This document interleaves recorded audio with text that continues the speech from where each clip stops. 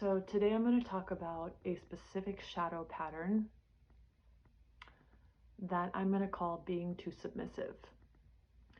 And I'm going to talk about my personal life and how this has played out in my life and how to heal it.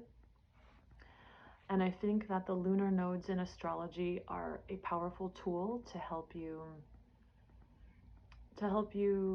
bring awareness to something, a pattern that you might want to correct in this life. So it's kind of related to what I want to talk about. My south node is in Libra. My north node is in Aries. So the north node is what we want to move into, the energy that we want to learn how to express, to bring balance to ourselves. And the south node in Libra in the 7th house, for me, it's about getting lost in relationships, codependency, being confused, being the peacemaker at all costs, never speaking up, being overly submissive, right? Even if something feels wrong to me, going along with it anyway. Being too allowing, right? Being allowing is a beautiful quality if we do it in a balanced way. But being allowing doesn't mean allowing people to do whatever. It doesn't mean being a doormat. And in my life, I've kind of manifested this behavior of being a doormat. And usually when you're a doormat for a certain period of time, at some point you can't take it anymore and you lash out and you become aggressive. And that's how it's played out in my life. And so I want to talk about this pattern and what's at play here, and maybe bring some light as to how to transmute this energy. So I think at the bottom of being too submissive in life is an idea, it's a belief that I have no worth. It's a deception. I have no self-worth. I have no worth. I have nothing to give this world. Therefore, I will stay in a situation that hurts me because this is what I deserve. This is what I deserve. I don't deserve to be happy. And because I have no real gifts to share and no real desire to create anything or no real goals, I'll spend my life trying to save someone or trying to help someone, or losing myself to the emotional dynamics of a relationship, and then therefore losing touch with me and who I am and what I came to share, the positive aspects of myself that I want to share with the world. I lose touch with those things because I become consumed by the emotional dynamic of a relationship. And so that, part of that also, when you add not being able to speak up, there's an element of confusion, because if I am always putting myself in situations that I don't like, but I also don't want to hurt, I'm so afraid of hurting someone, so I won't leave them. I won't tell the truth about something that might be really uncomfortable. It causes this, it's like I'm gaslighting myself.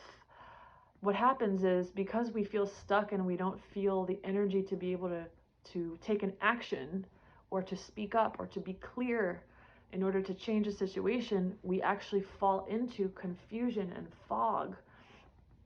And then what happens is you blind yourself to things that are happening around you, right? If you're a person that attracts a lot of abuse in your life, or that has had a lot of abuse, right? It's about not believing you deserve better, because you believe you're worthless. Because you believe you're worthless, because you have nothing to share, and because you feel guilty all the time because everything must be your fault. If something's going wrong in your life, it must be my fault. It must be my fault. It's always my fault. And it's funny because the trickster can use the idea of self-responsibility. It actually becomes a form of self-hatred, where, okay, I've decided to be responsible for my life. I understand that reality is a mirror, and therefore I have to be responsible for how I've created everything in my life, which is true. But let's just be really practical here. If you've been raped, does that mean you're a rapist? No. Does it mean maybe that you surround yourself maybe with people that are not good for you, and therefore you manifest dangerous situations. Maybe danger makes you feel alive because you don't feel alive inside. You don't feel the spark of your light because you don't feel that you have any worth. So you actually attract dangerous situations in your life to make you feel alive. You know, I'm speaking from experience, and some people in some philosophies would say, well, you did this in a past lifetime. And I'm not going to speak to whether that's true or false, but what I will speak to is that you get how you feel about yourself. So yes, reality is a perfect mirror, but if you feel guilty all the time, people are going to blame you for everything. If you feel worthless, people are going to treat you like you're worthless. If you don't see your value, people are never going to see your value. And oftentimes what we do is we try to get people to see our value, but we don't see our value. If we saw our value and we acknowledged our inherent self-worth, which I've talked about in a lot of videos, inherent self-worth is a realization that, well, everything is the divine expressing, so that makes me inherently worthy. I am the divine expressing itself. It's a self-evident fact. Everything has incalculable worth, and everybody has positive aspects that they came to share with the world that are necessary. Like, one of my positive aspects is I can explain things. I can explain things well, and so I'm doing it. So reality is a mirror, but we're getting how we feel about ourselves. So again, what does this have to do with being submissive? Well,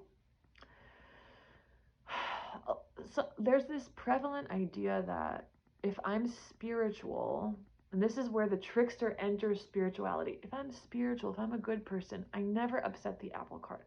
I never challenge anything. You know, sometimes things have to be challenged in life. Sometimes what life is asking you to do is not to meditate, you know, to shift into a new reality, but to actually be in your reality and make another choice. Make another choice. If somebody has crossed a line with you or crossed a boundary, to say it. To say it. And if you say it immediately, you're going to save yourself a lot of turmoil and illness, because if you don't say something, it eats away at you and it creates an illness down the line, or it creates you suppress it, and then suppressed anger comes out in twisted ways. It's interesting, you know, a lot of people that are very submissive, they also have intense rage, because fire is an element of life it's part of the design of life. It's meant to be expressed, right? It helps us be direct. You know, I can be unconditionally loving, but I can also be direct. And sometimes I'm more in the open feeling of being in that feminine energy. Sometimes I'm more male, more direct, right? When I'm making this video explaining something, I'm being direct. So we need all the elements, we need all these energies. But people who have somehow decided that being direct is a bad thing, right? This is the North Node in Aries. This is that Aries energy, being direct. If they think it's a bad thing, well, they will suppress a very natural thing that life wants them to express, and then the anger will come out in twisted ways, depending on the ego. Could come out in narcissistic tendencies, being a punisher, being a sadistic person. It could come out in masochistic tendencies, creating an illness, right? People that tend to take things out on themselves. I'm one of those people. And I'm going to say, because I've taken so much out on myself, I have lashed out at other people in my life. And I'm telling you, it's a vicious cycle. So the way to heal this pattern of being overly submissive is, first of all, to realize that it is a lie. It's a lie that you have no worth, that you have no value, and that you have nothing to share. It's a lie, because the universe designed itself to share with itself, to share. through our unique perspectives. And if you believe that you're worthless, you will get mirrors in your life that reflect that belief back to you in the form of abuse, in the form of not being acknowledged. And it's not that we need to get acknowledged from people to take energy. I'm not saying you need acknowledgement in life, but I'm saying you need to acknowledge yourself. The screen of life is mirroring back to you how you feel about yourself, because it is important. How you feel about yourself is important.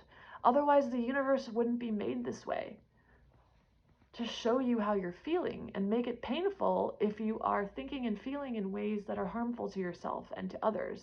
And every time we harm ourselves, we harm other people. So how do we get out of this submissive energy? We realize, first of all, we have worth. It's an inherent, self-evident fact. Sometimes letting people go from your life, or making decisions that your ego is always afraid of because you don't want to hurt people, just remember that letting go of an employee, letting go of a person, even letting go of a friend, being mindful of what you ingest in life, right?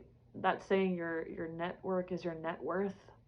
I mean, it's true. No matter how unconditionally loving you are, you're going to be affected by what you choose to ingest into your life. And if you're trying to elevate yourself, then being around people who respect themselves might be good for you. And letting people go that maybe aren't respecting themselves or are showing maybe addictive behaviors, well, it's better that you let them go and that you don't enable them. So that the fastest way for people to change is to suffer. I can say that from experience. Nobody in my life ever saved me. And I resented that for a while. I was like, wow, why can't anybody help me? I went to the depths of my soul, the darkest places of my soul, because my soul wanted to learn, like, well, it's me that's going to save myself. It's me that's going to love myself in the most despicable parts of myself.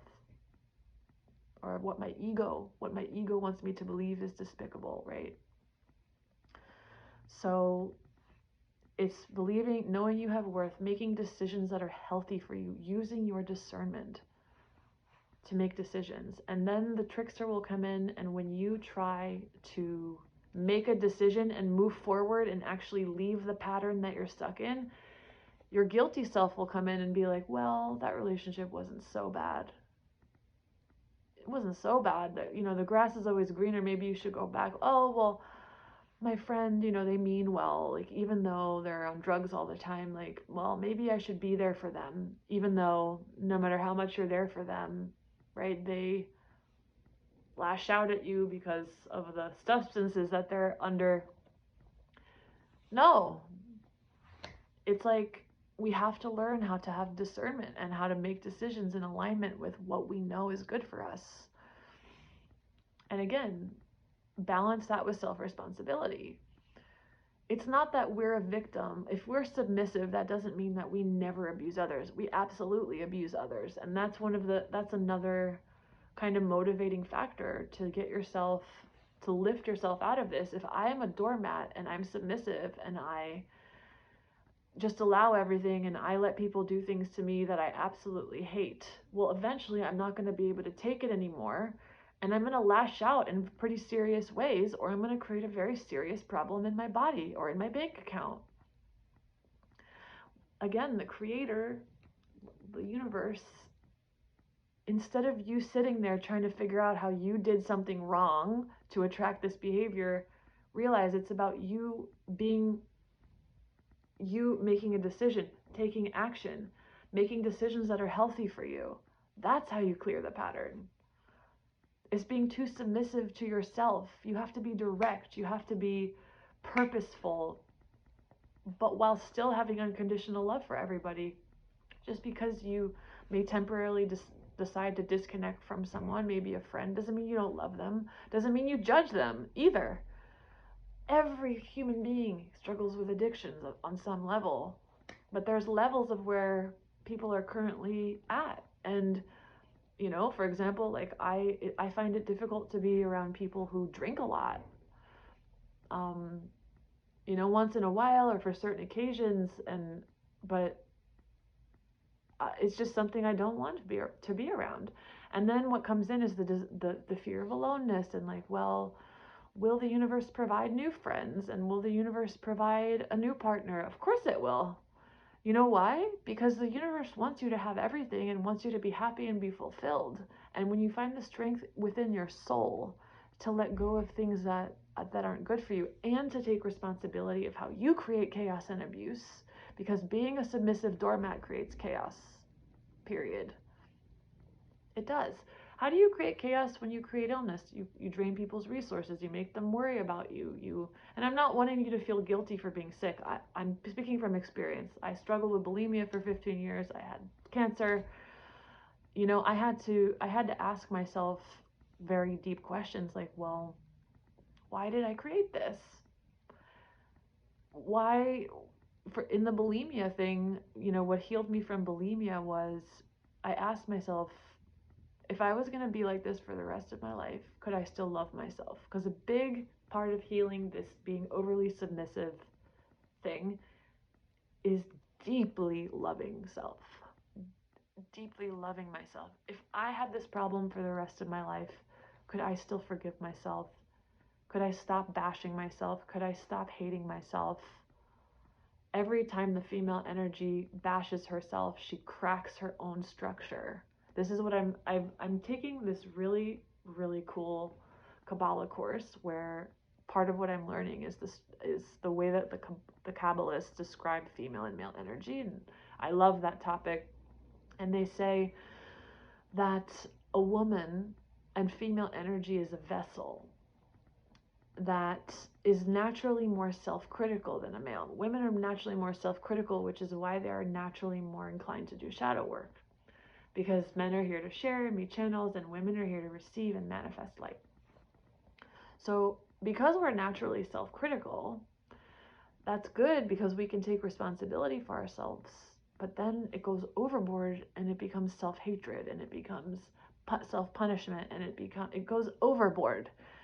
How do you know you're going overboard? If you're feeling no joy in your life, if you're feeling like most of your life is just you trying to fix yourself, that's not self-love. Self-love is acknowledging that, taking responsibility for your behavior, but also accepting and embracing yourself as you are. That's the balance. So life is supposed to feel good. The universe does want to give us everything for the purpose of expressing its own light through our vessels, to share with the other vessels. And if you understood that, then you could accept that everything that we are being challenged with in life is an opportunity for us to be more like our divine selves. And in the case of being a submissive doormat, part of what we're being asked to do is raise our self-worth, have better discernment, and make choices in alignment with our discernment. Have the courage to let go of things, because you know, if they're really meant for you, they'll come back in some other form. Being willing to feel those feelings of emptiness, being willing to feel the void that you feel when you stop taking energy from your environment, right? When I stop connecting with people that aren't good for me, maybe everybody in my life isn't good for me. Maybe I'd have to do a serious cleanup in my life, and therefore I'd have to feel empty. I'd become aware of just how much I rely on those connections to make me feel like I have a purpose in life. To disconnect from that and to actually feel that pain that you feel that you've been avoiding, and that is causing you to connect with things that aren't good for you, being willing to feel that pain will elevate you to the next iteration of your soul. It'll give you more energy, more physical energy. You will start to see things reflecting in your life. A big part of being able to reality transurf and actually tune into higher frequencies and higher potentials is the willingness to feel pain. Because if we are really willing to feel pain in its raw form, without reacting to it, without getting anxious about it, without getting lost in it, if we're just willing to feel pain and fully embrace it, it will complete itself, and then we will naturally be able to perceive a new level of ourselves that we couldn't perceive because that layer of pain was obstructing our perception. So pain is trying to liberate you, and that I've talked about that in a lot of other videos. You know, that the only thing we really fear in life is sensation. If you could embrace pain, especially the gateways of aloneness, abandonment, emptiness, nothingness, if we could really relax into those feelings and embrace them, those are the gateways through which we must pass in order to live a truly fulfilled life. And this thing that we do by being submissive and allowing things in our life and staying in situations for too long and never knowing when enough is enough, it's all because we're avoiding something. We're avoiding pain. Maybe we're avoiding the pain of how low self-esteem we have, of how alone we feel, of how worthless we feel, of how ashamed we feel. But if we could feel those feelings fully, we would break through to another level of reality. Because again, the universe is trying to give us everything. And the way that we get what we want, which is fulfillment, it's not a thing, it's not a partner, it's fulfillment. The way that we receive fulfillment is to be able to feel pain so that instead of wasting all of our energy avoiding pain, we could realize my true source is this still ever-present love that is the real me. So instead of, when you're feeling empty, instead of trying to connect to that ex or that friend, if you could feel that void within you and maybe just tell yourself, like, I am the source, I am the source, I am the source. You might feel the energy transmuting. And the more you do that, wow, I mean, you will feel an incredible acceleration of things happening in your life, of your physical energy improving, of everything improving, because that's how you do it. So I hope that, I hope this was somewhat helpful. Again, the lunar nodes in astrology, I'm not really, I don't know that much about astrology. Even somebody asked me if I would do an explanation of all the Sefirot in the Tree of Life. I'm not an expert on that. I just have learned like bits and pieces that I throw into my videos because I think they might be useful. But I will say that understanding those nodes of your South Node and your North Node, so the South Node in Libra being lost in confusion, lost in indecision, being afraid to hurt people, being the peacemaker, right? The opposite is Aries, which is being direct, right? Being direct, making choices, knowing who I am. You know, in a way, it could be thought of as being more selfish in a way, because we need a balance of service to others and also taking care of the self. And often people lost in that submissive energy don't take good enough care of self. So I hope that this was helpful, and I hope you have a beautiful day.